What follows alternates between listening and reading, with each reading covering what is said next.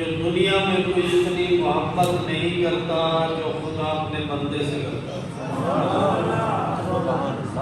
وہی پروردگار اس مہینے کے بارے میں ارشاد فرما رہا ہے کہ شہر رمضان الذی انزل فیہ القرآن، رمضان کا جو مہینہ ہے وہ مہینہ ہے کہ جس میں قرآن نازل کیا گیا، نازل ہوا نہیں، نازل کیا گیا، یعنی تدریجی نازل کیا گیا، مختلف مقامات میں، کس مقام پر، کس کی شان میں، کب، کیسے، کہاں، یہ سارا یہ نازل کیا گیا۔ انزل فیہ القرآن، کیوں نازل کیا گیا، اس کی وجہ کیا ہے؟ ہدی للناس، لوگوں کی ہدایت کے لیے۔ وہاں پہ یہ نہیں کہ مسلمانوں کی ہدایت کے لیے، یہ نہیں ہے بریلوی کی ہدایت کے لیے، سنی کی ہدایت کے لیے، کالے کی ہدایت کے لیے، گورے کی ہدایت کے لیے، بڑے کی ہدایت کے لیے، مستورات کی ہدایت کے لیے، فقط انسان کی ہدایت کے لیے۔ ہدی للناس یعنی جو بھی انسان ہے، اس میں چاہے منافق ہے، مومن ہے، کافر ہے، مسلمان ہے، شیعہ ہے، سنی ہے، کوئی بھی ہے، یعنی انسانیت کی ہدایت کے لیے قرآن مجید نازل کیا گیا۔ وَبَيِّنَاتٍ مِّنَ الْهُدَىٰ وَالْفُرْقَانِ، اور ہدایت کو بیان کرنے کے لیے، کیونکہ بہترین جو ہادی ہے دنیا میں اگر دیکھیں آپ، جو بہترین ہادی ہے وہ قرآن کریم ہے، اور جس میں نازل کیا گیا وہ تمام ہادیوں کا سردار ہے، اور جس نے ان کی تفسیر کی وہ پورے اوصیاء کا سردار ہے، امیر المؤمنین علی بن ابی طالب علیہ السلام بہترین مفسر قرآن ہے مولا امیر المؤمنین، اور اہل بیت کا گھرانہ بہترین گھرانہ ہے کہ جس پہ یہ قرآن نازل کیا گیا، وہ خاتم النبیین پر جو رحمت للعالمین ہے ان پر نازل کیا گیا۔ ہدی للناس وبینات من الہدی والفرقان، اور حق اور باطل کی تفریق بیان کرنے کے لیے کہ حق کہاں ہے اور باطل کہاں ہے۔ اللہ اکبر، یا رسول اللہ، حق اور باطل کی پہچان کے لیے کہ حق اور باطل کی کیسے پہچان کرنی ہے، کہ حق کہاں پہ ہے اور باطل کہاں پہ ہے۔ ہمیشہ ہمارے مظلومین نے ہمیشہ، کیونکہ قرآن کا جو نام ہے نا، 3-4 نام جو مشہور و معروف ہے۔ ایک نام ہے کتاب، اب سورہ بقرہ میں شروع میں تلاوت کریں، ذالک الکتاب لا ریب فیہ ھدی للمتقین، کوئی شک نہیں ہے اس کتاب میں، لا ریب فیہ، یہ پرہیزگاروں کی ہدایت کے لیے نازل ہوئی۔ پہلا نام ہے کتاب، دوسرا نام کیا ہے؟ ذکر، نحن نزلنا ذکر وَإِنَّا لَهُ لَحَافِظُونَ، یعنی ہم نے ہی ذکر کو نازل کیا اور ہم خود اس کے محافظ ہیں۔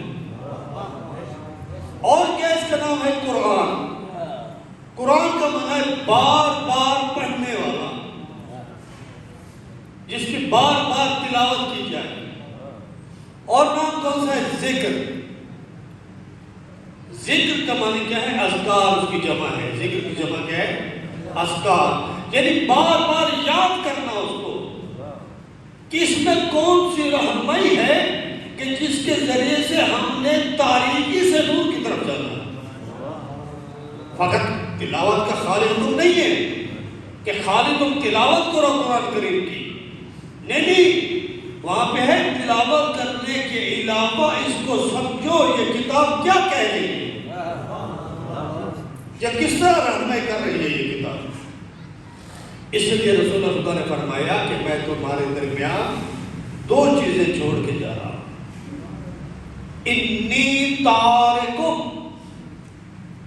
فیکم الثقلین کتاب اللہ و حکمت۔ 2 چیزیں ہیں، ایک اللہ کی کتاب ہے اور ایک میری اہل بیت۔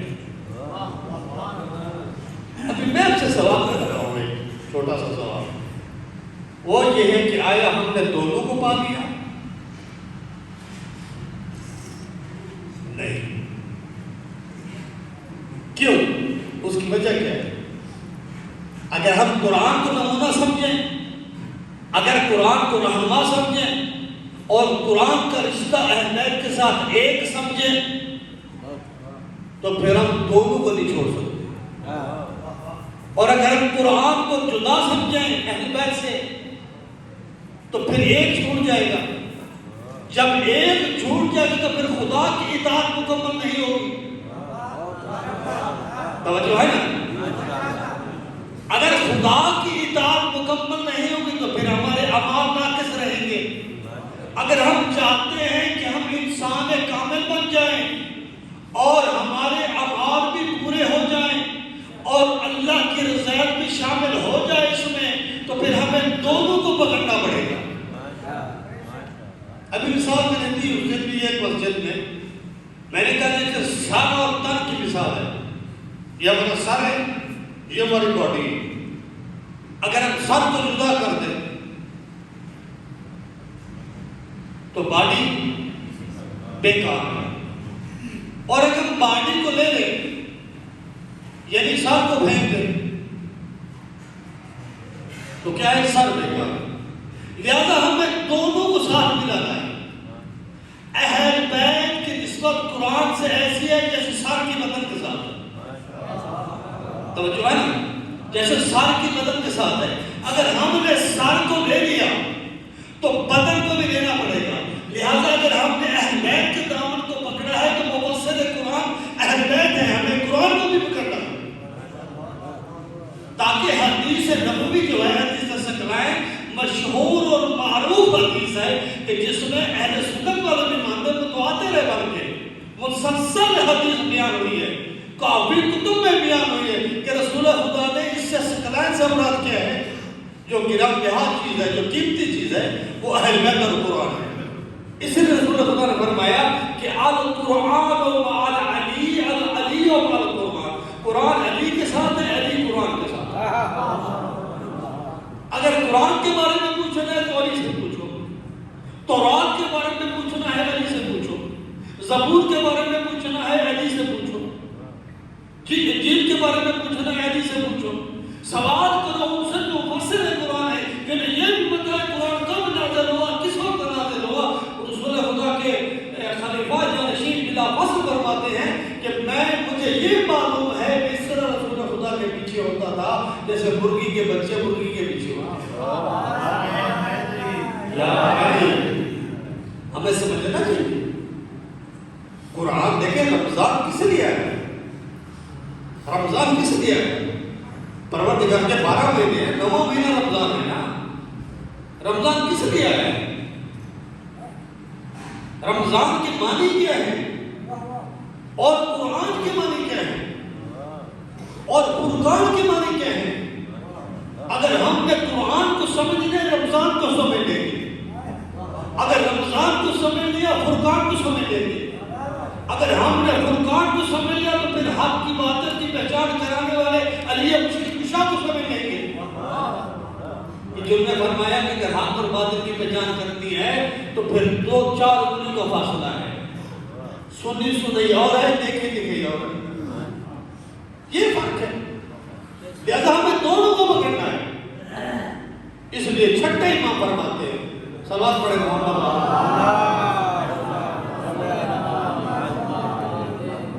کوئی ناراض تو نہیں ہے؟ اگر ڈسٹرب کر رہا ہوں تو بتائیں، میں چھوڑ کے چلا جاؤں۔ یہ ہے ہمارے لیے، یہ رہنما ہے۔ دیکھیں قرآن کریم بہترین رہنما جو صراط المستقیم دکھاتی ہے کتاب، جو نور کی طرف لے کے جاتی ہے کتاب، جو ہدایت کی طرف لے کے جاتی ہے کتاب، جو رحمتوں کا بارش برساتی ہے کتاب، جس میں جزا ہی جگہ ہے۔ آپ سورہ حشر کو دیکھیں، آپ سورہ نبا کو دیکھیں اور سورہ دیکھیں، آپ اس میں کیا ذکر ہوا ہے کہ جو بھی عمل صالح انجام دے گا تو پروردگار ایسی جزا ادا کرے گا جس کو آپ نظام بھی نہیں کر سکتے. لیکن شرط ہے اس میں. شرط کیا ہے؟ کہ رضائل خدا. اگر آپ روزہ نہ کریں تو آپ کی نیت جو ہے رضائل خدا. اگر آپ ایک کھجور کا دانہ بھی دے رہے ہیں, مسجد میں آ رہے ہیں, نماز پڑھ رہے ہیں, جماعت کے ساتھ آ رہے ہیں, اگر آپ کی رضائل خدا کی خاطر نیت ہے تو سارا کچھ قابل قبول ہے. اگر آپ صدقہ دے رہے ہیں, چاہے 1 روپیہ کیوں نہ ہو, 10 روپے کیوں نہ ہو, اگر آپ کی نیت یہ ہے کہ اس میں خدا راضی ہو جائے تو وہ قابل قبول ہے. اگر آپ مجلس کراتے ہیں, مجلس ہے, ذکر خیر ہوتا ہے, اہل بیت کا ذکر ہوتا ہے, قرآن کی آیات بیان کی جا رہے ہیں, تفاسیر بیان کی جا رہی ہے, احادیث بیان کی جا رہی ہے, ان کے فرامین بیان کیے جا رہے ہیں, اگر آپ کی نیت یہ ہے کہ خدا راضی ہو تو پھر اگر آپ 100 روپیہ بھی دے دیں تو وہ بھی قابل قبول ہے. اور اگر آپ کی نیت یہ ہے کہ میرا نام بڑھ جائے کہ اشتیاق کاظمی نے یہ کام کیا, یا فلاں صاحب پہ بلوچ نے, فلاں سید نے یہ کام کر دیا, میرا نام اگر ہو جائے, میری شہرت ہو جائے کہ میں جلسہ کروا رہا ہوں اور میں خرچ کر رہا ہوں, تو پھر کوئی قابل قبول نہیں, چاہے آپ کروڑ روپیہ بھی خرچ کرتے. کیونکہ اہل بیت کا گھرانہ خلوص نیت دیکھتا ہے. آپ کو سورہ ملک میں دیکھیں, تبارک الذی بیدہ الملک وہو علی کل شیء قدیر الذی خلق الموت والحیاۃ لیبلوکم ایکم احسن عملا. تم میں سے یہ معیار میلاد نہیں ہے کہ روزے سب سے زیادہ کس نے رکھے ہیں, سب سے زیادہ مسجد میں کون آیا ہے, سب سے زیادہ افطاری کس نے دی ہے, سب سے زیادہ ذکر امام زمانہ کس نے کیا ہے, سب سے زیادہ قرآن کی تلاوت کس نے کی ہے, سب سے زیادہ زوار اور حاجی کون ہے, سب سے زیادہ غریبوں کی مدد کرنے والا کون ہے. یہ معیار میلاد نہیں ہے. ایکم احسن عملا, یعنی تمہاری نیت کیا ہے. دارالمدار نیت پہ ہے کہ تیری نیت کیا ہے, کہ تم میں سے کون سے بندے نے خلوص نیت سے تکبیر کہی ہے اور خدا سے ہم کلام ہوا ہے. یہ نیت کا دارالمدار ہے. وہ گھرنا عبادت کرنے والے بہت ہیں. ایک دفعہ کا ذکر ہے کہ مولا امام صادق علیہ السلام کے ساتھ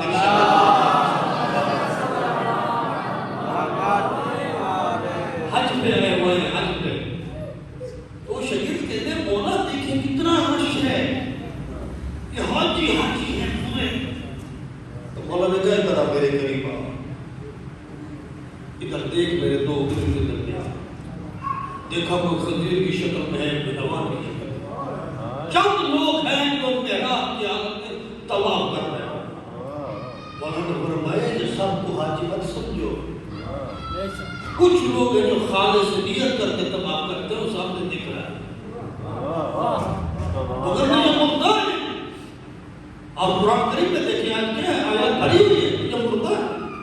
کل حمار سورہ حمار ہے, یہ گدے کی طرح ہے, جا رہے ہیں گدے کے اوپر اس طرح میں بار لگا دو گے نا, اس کے اوپر بار ڈال دو گے تو گدے کو کچھ نہیں ہوگا. یہ گدا ہے بس, وہ بار کیا ہے, بار اس کے اوپر لگا ہوا ہے. کل حمار کی مانند ہے. ہم مولا نے فرماتے ہیں جو چل رہے ہیں پھر میں, یہ حمار کی مانند ہے. یا علی یہ کیسے, یہ کیسے حیوان کی مانند ہے, یہ دیکھ رہا ہے, سن رہا ہے, 2 ٹانگیں حیوان کی 4 ٹانگیں ہوتی ہیں. مولا فرماتے ہیں حیوان اس لیے ہے کہ جو بھی ان کے لیے بیان کیا جائے, ایک کان سے سنتے ہیں, دوسرے کان سے پرواہ نہیں کرتے, نکل جاتا ہے. صم بکم عمی فهم لا يرجعون ختم اللہ علی قلوبهم وعلی سمعهم وعلی ابصارهم غشاوة ولهم عذاب عظیم. ان کے لیے بڑا عذاب ہے, ان کے دلوں پر, کانوں پر, آنکھوں پر بوجھ لگ رہی ہے کہ ان پر جو عمل نہیں کرتے. ہمیں ایسے 14 مسلمان ملے ہیں جو کہتے تھے اسے میں عمل نہیں کرتے تھے, ان کے قول اور فعل میں تضاد نہیں تھا, لیکن ہم بندے ہیں جو ہمارے قول اور فعل میں تضاد ہے. خدا سے وعدہ کیا لیکن وعدہ خلافی کر رہے ہیں، لیکن پروردگار نے آج تک وعدہ خلافی نہیں کی ہے۔ مجھے بتائیے کہ آیا پروردگار نے آج تک کسی کے منہ سے لقمہ چھینا ہے؟ ہندو ہے، سکھ ہے، عیسائی ہے، کوئی ہے، پادری ہے، جو بھی مذہب رکھتے ہیں، جس مذہب سے بھی تعلق ہے اس کا، کبھی پروردگار نے لقمہ چھینا نہیں۔ اس نے رازق ہونے کا وعدہ کہ میں رزق دوں گا۔ ہم نے وعدہ کیا کیا تھا کہ ہم شکر کریں گے، لیکن ہم نے رزق کھا کے نہ شکر کیا۔ ایک شکر تم لازم، اگر تم شکر کرو گے خدا زیادہ اضافہ کر دے گا، اور اگر تم نے کفر کیا تو خدا زیادہ اضافہ کر دے گا۔ لہذا شکر کرنا چاہیے کہ پروردگار کی ذات کا شکر ہے جس نے ابھی تک زندہ رکھا، مسجد میں موجود ہے، اور ذکر خدا سن رہے ہیں۔ جب شکر ہے ابھی تک سانس لے رہے ہیں، رزق سے مراد مطلب روٹی نہیں ہے، فروٹ نہیں ہے، کباب نہیں ہے، دودھ نہیں ہے، رزق سے مراد تمہاری یہ پوری خلقت جو پروردگار نے تجھے وجود بخشا ہے، جو تیری آنکھیں ہیں، تیرے کان ہیں، تجھے بصیرت عطا کر دی، تجھے سماعت عطا کر دی، تجھے ایک عقل عطا کر دی، سوچنے کے لیے، فکر کرنے کے لیے، سارا کچھ عطا کر دیا، چلنے کے لیے پاؤں دے دیے، کام کرنے کے لیے ہاتھ دے دیے، سونگھنے کے لیے ناک دے دیا، بات کرنے کے لیے زبان دے دی، ذائقہ چکھنے کے لیے زبان دے دی۔ یہ رزق ہے، رزق جو رزق طیب کہتے ہیں اسے، یہ انسان کا عمل ہے جو رزق طیب کو اس کے حرام میں تبدیل کر دیتا ہے۔ پروردگار تو حلال بنا دیا ہے، یہ ہم اس کو سود میں تبدیل کر کے خدا سے جنگ کر رہے ہیں۔ لہذا ہمیشہ مظلوم کی حمایت کرو، ہمیشہ قرآن پہ عمل کرو۔ آج اگر حسن رسول اللہ چلے گئے تو اس کی فکر زندہ ہے، وہ زندہ ہے، ان کی فکر زندہ ہے، انہوں نے مظلوم کی حمایت میں ساتھ لے لیا۔ پورے 18 مصروفین نے، 14 مصروفین نے سامنے مظلوم کی حمایت کی ہے۔ دیکھتے ہیں کل کتنے لوگ آتے ہیں وہاں، ریلی میں قدس کی ریلی ہے نا، کل یوم قدس ہے نا، جمعہ تو بیدار ہے، آخر جمعہ ہے ماہ مبارک رمضان کا۔ دیکھتے ہیں کتنے لوگ آتے ہیں وہ شرکت کرتے ہیں۔ اگر ہم مظلوم کی حمایت نہیں کریں گے تو ہمارا شمار ظالم سے ہو جائے گا۔ قرآن کریم میں ہے کسی مومن کے بارے میں، کسی مسلمان کے بارے میں بدگمانی نہ کرو۔ سورہ نساء میں الا من ظلم، مگر اس کے لیے کہ جس کے اوپر ظلم ہوا ہے وہ آواز بلند کر سکتا ہے، یعنی مظلوم کی حمایت میں جہاں بھی ہو آواز بلند کرو، وگرنہ نہیں۔ یہ ہماری باتیں سارا کچھ ہمارے منہ پہ مارا جائے گا، اٹھا اپنی باتیں لے جا، مجھے پرواہ نہیں ہے، میں وہ خالق رب ہوں، میں غنی ہوں، تم فقیر ہو، میں کسی کا محتاج نہیں ہوں، تم محتاج ہو۔ یا جیسے جب پروردگار نے ہماری ہدایت کے لیے، کامیابی کے لیے اور جزائے خیر کے لیے، تاکہ ہم اندھیرے سے نکل کر نور کی طرف آ جائیں، تو پھر قرآن جیسی نور کی شکل میں عطا کر دے، پھر انبیاء جیسے قرآن چیک دے دیے، پھر مصومین جیسے 12 امام اور 14 مصوم بھیج دیے، تاکہ وہ ہمارے رہنما بنے اور ہمیں صراط مستقیم پر لے جائے۔ وہی صراط مستقیم علی ابن ابی طالب ہے، وہی نجات کی کشتی علی ابن ابی طالب ہے، وہ فاروق اعظم علی ابن ابی طالب ہے، صدیق اکبر علی ابن ابی طالب ہے، قرۃ الوسطیٰ علی ابن ابی طالب ہے۔ تو پھر یہ راستہ بتایا ہے، وگرنہ جھوٹ نہ بولیں۔ اذان میں کہیں اشہد ان امیر المومنین و امام المتقین علی بن اللہ، لیکن ہمارا کردار ایسا ہو کہ جو ایک یہودی بھی نہیں کرتا۔ پھر آپ محراب عبادت پہ آ کے آپ جھوٹ بول رہے ہیں، کہاں متقیوں کا امام ہے مولا؟ مولا تو وہ ہے جو رات کی تاریکی میں اٹھ کے جا کے فقیروں کے گھر میں کھانا پہنچاتے ہیں۔ مولا خود فرماتے ہیں کہ مجھے شدید گرمیوں کا روزے پسند ہے اور مجھے شدید سردی میں ٹھنڈے پانی سے وضو کر کے نماز شب پڑھنا پسند ہے، اور مجھے رات کی تاریکیوں میں جا کے مسکینوں محتاجوں کی مدد کرنا پسند ہے۔ ہم میں سے کون ہے ایسے کہ جسے یہ پتہ ہو کہ ہمسایہ بھوکا ہے یا بھوکا نہیں سویا؟ کیسے سویا وہ ہمسایہ؟ ایک مثال دیتا ہوں، آپ کی ذہن کو تمام کرتا ہوں، ٹائم کافی ہو گیا۔ ایک شخص آیا مولا کے پاس، چھٹے امام کے پاس، اور عرض کرتا ہے مولا میں آپ کا شیعہ ہوں۔ مولا نے فرمایا نہیں ہمارا شیعہ، کون ہمارا شیعہ؟ کب مولا میں خوش دیتا ہوں، میں زکاة دیتا ہوں، آپ جانتے ہیں میں آپ کا پیروکار ہوں، میں یہ ہے وہ ہے۔ مولا نے فرمایا نہیں ہے تو ایسے شیعت کا دعویٰ نہ کر۔ جب تیسری بار تکرار کیا تو مولا نے پوچھا یہ بتا تیری جو دیوار کے ساتھ دیوار ہے اس سائڈ میں جو ہمسایہ رہتا ہے اس کا نام کیا ہے؟ وہ کیا کرتا ہے؟ اس نے صبح کو سحری کیسے کی ہے؟ افطار کیسے کرتا ہے؟ اس کا گزر بسر کیسے ہوتا ہے؟ اس کے بچے کتنے ہیں؟ کا مولا نہیں چاہتا، کام میں مصروف ہوتا، اگر وہ نہیں ہے ہمارا شیعہ، اگر وہ ہمارے شیعہ ہوگا تو پتہ چلتا۔ رات کی تاریکی میں مولا روٹیوں کی بوری اٹھا کے جا رہے ہیں، ابو بصیر پیچھے آ گئے شاگرد مولا کے، اور عرض کی مولا اس وقت آپ کا جی میں کا مولا ہے کہ مجھے روٹیاں دے دو میں اٹھاؤں۔ مولا نے فرمایا تھا کہ اس میں دو طرز ہے۔ مولا نے فرمایا کہ یہ تجھے بار دے دوں تو میرا بار کون اٹھائے گا؟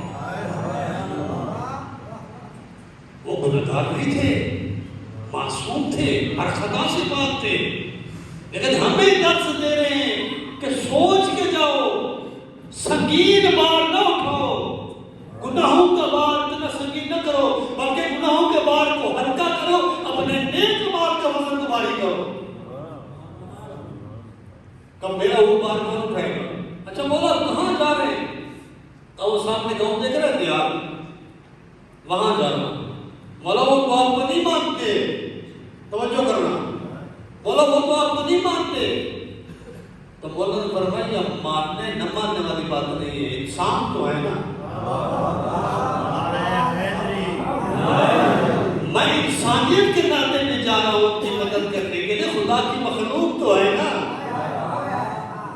کیوں؟ اس کی اولاد ہے جو موسم انسانیت تھے، جنہوں نے انسان کو زندہ سکھانا بھی سکھایا اور مرنا بھی سکھایا۔ اگر حسینی ہو تو جینا کیسے ہے، اور اگر حسینی ہو تو مرنا کیسے ہے؟